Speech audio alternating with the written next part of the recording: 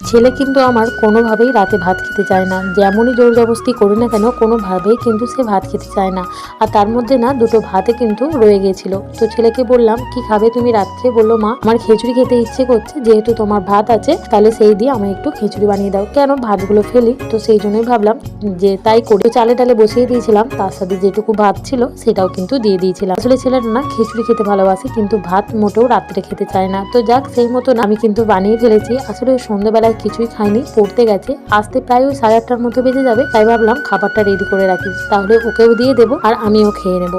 তো যাক, তারপরে না জ্যাঠামশাইকে বলে এসেছিলাম যে আপনি কিছু খাবেন না, রাতে আমি একটু খিচুড়ি বানাচ্ছি, তাহলে আপনাকে দেবো।